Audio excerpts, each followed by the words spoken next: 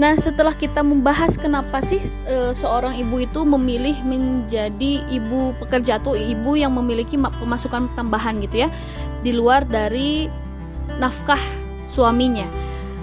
Sekarang kita akan membahas tentang bagaimana sih sebagai ibu pekerja itu paham tentang bagaimana mendidik anak dengan sebaik-baiknya gitu ya.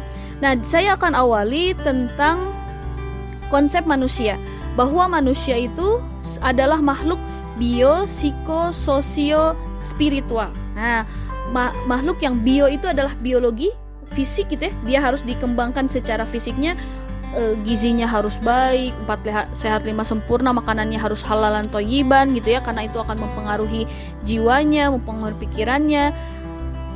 Jadi sebagai orang tua kita jangan sampai memberikan makanan anak itu asal-asalan gitu ya, yang merusak jiwanya, yang bisa merusak kesehatannya dan sebagainya. Nah, jangan sampai seperti itu. Nah, yang kedua psikologisnya.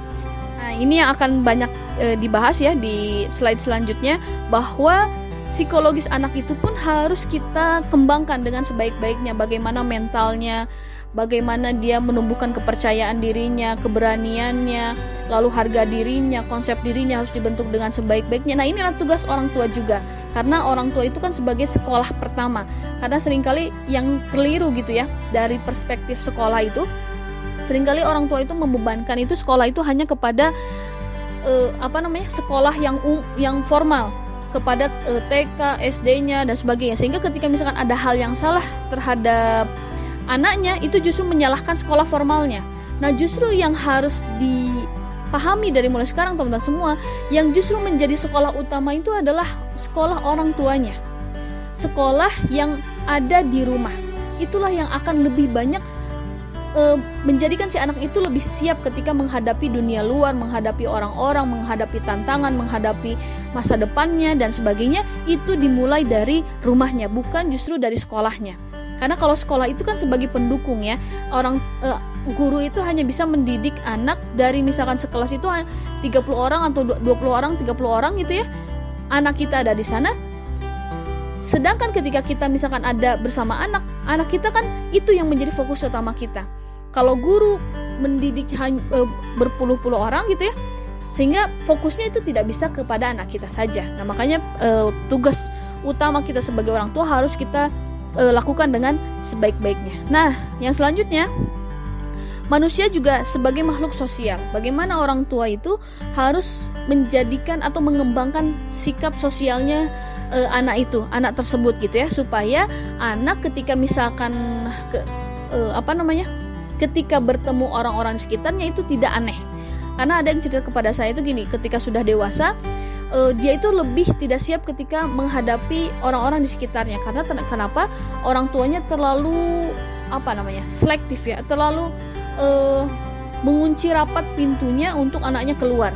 Padahal sebenarnya anak itu perlu hubungan sosial dengan sekitarnya. Contohnya kalau misalkan ketika misalnya kita memiliki anak yang balita ya, lalu dia rebutan mainan dengan temannya.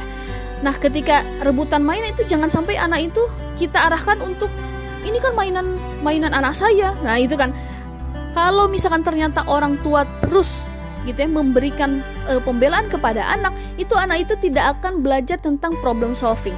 Tapi bagaimana sih kita sebagai orang tua itu bisa memberikan kesempatan anak untuk menyelesaikan masalahnya sendiri. Misalkan soal rebutan mainannya dan sebagainya, atau misalkan dia nangis karena direbut mainannya sama temennya. Makanya kita setelah itu memberikan pemahaman kepada anak. Dek, ternyata merebut mainan itu bikin kita sedih ya. Misalkan, kamu sedih ya ketika direbut mainan sama temen. Nah, misalkan besok-besok lagi kalau temennya pinjem, gak apa-apa dikasih pinjem aja, kan mainan kamu banyak gitu ya, dan sebagainya. Karena memang kan anak itu masih egosentrisnya kan masih besar sekali gitu ya. Nah, makanya sebagai orang tua itu penting mengembangkan sikap sosialnya dari hal-hal yang sederhana seperti itu. Nah, yang selanjutnya tentang spiritual. Spiritual itu misalkan soal keyakinannya kepada Allah Subhanahu wa taala. Nah, ini soal akidah ini benar-benar harus kita tanamkan bahkan ketika anak dalam kandungan. Kenapa? Karena itu akan terus menjadikan dia itu terus terkoneksi lah ya kepada Allah Subhanahu wa taala. Dikit-dikit apa yang kita bicarakan Allah, yang dikit-dikit kita bicarakan tentang Rasulullah Muhammad SAW, dikit-dikit yang kita nyanyikan sholawat. Nah itu, jadi dikenalkan spiritualnya itu harus kita kembangkan ketika dia semenjak kecil, supaya nanti di kemudian dia pun akan terbiasa ketika mendengar nama Allah, nama Rasulullah, nama para sahabat gitu ya. Sehingga ketika misalkan di kemudian hari dia mengalami kesulitan-kesulitan, maka dia akan mengembalikan segala sesuatunya kepada Allah. Lalu ketika dia berbuat amal, dia akan mengharapkan segala sesuatunya pahalanya kepada Allah Subhanahu wa taala gitu ya, bukan dari orang tua dan sebagainya. Nah, ini akan menguatkan juga psikologis mentalnya si anak itu ketika menghadapi kehidupan ini. Dan ini yang paling utama gitu ya. Tapi teman-teman semua, dari keempat aspek tadi itu merupakan hal yang holistik. Jadi keseluruhannya harus si anak terima ketika dalam pendidikan oleh orang tuanya. Nah, termasuk nih teman-teman semua, ketika kita misalkan memiliki kesibukan di luar pun, anak harus terpenuhi ininya, keempat aspek tadi gitu ya. Nah, bagaimana caranya? Nah, nanti insya Allah nanti kita akan bahas di kemudian ya. Nah, teman-teman semua, saya akan bahas dulu tentang jiwa anak. Jiwa anak kita itu ibarat tabungan, yang sudah saya sampaikan di slide ya. Tabungan anak itu, jadi apa yang kita tanamkan dalam jiwanya, itulah yang akan menumbuhkannya. Makanya kalau misalkan ada ya, contohnya nih ya, seringkali kenapa sih ada anak itu yang dia itu pesimis, dia itu ternyata tidak percaya diri, rasa keberaniannya itu nggak ada, lalu dia itu nggak mau mencoba hal yang baru dan sebagainya, penakut gitu ya, pokoknya hal-hal yang negatif. Nah, bisa dipastikan karena memang ketika pendidikan bersama orang tuanya, lingkungannya dan sebagainya, tabungan jiwa anak itu justru diberikan tabungan-tabungan yang negatif. Coba kalau misalkan kita memberikan tabungan-tabungan yang positif itu, tentu yang akan kita tumbuhkan dalam jiwanya itu hal yang positif juga. Ibaratnya ginilah teman-teman semua, kalau misalkan kita punya segelas air, dalam gelas itu adalah air, maka ketika kita tumpahkan air itu, yang akan keluar kan air juga gitu ya, bukan teh, bukan kopi, atau bukan sirup dan sebagainya, karena yang kita isi adalah air. Maka nih, itu sama halnya ketika kita menumbuhkan jiwa anak. Kenapa anak kita itu ternyata nggak siap menghadapi kehidupan ini, dia malah ngeluh di media sosial, dia malah tidak siap ketika menghadapi kehidupan, karena memang isi jiwa yang kita tanamkan dalam dirinya itu ya seperti itu.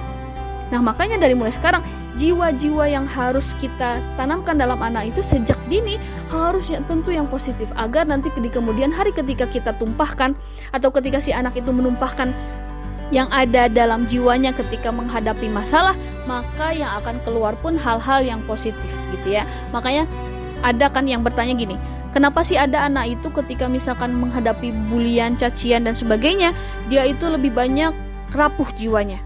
Karena memang sejak bersama orang tua tidak disiapkan untuk seperti itu. Kalau misalkan orang tua dari mulai awal itu sudah membentuk konsep dirinya yang baik, misalkan Dek, kalau misalkan kamu dihina oleh orang lain, kamu itu tidak usah sedih, tidak usah kecewa, justru kamu harus bahagia. Kenapa?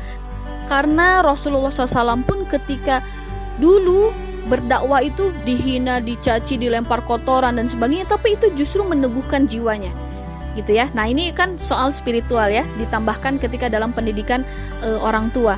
Nah, ini konsep-konsep diri seperti ini harus ditanamkan kepada anak, sehingga ketika anak menghadapi tantangan, masalah dan sebagainya, dia akan lebih siap menghadapinya, bukan justru menghindar, bukan justru mengeluh, bukan justru dia itu memberontak dan sebagainya. Nah, ini tugas orang tua sekali lagi untuk bagaimana sih menumbuhkan jiwa anak itu supaya lebih positif, supaya yang keluar itu adalah hal-hal yang baik, supaya fitrahnya itu tetap terkondisikan dengan sebaik-baiknya, yaitu fitrah sebagai orang yang bertakwa kepada Allah Subhanahu wa taala.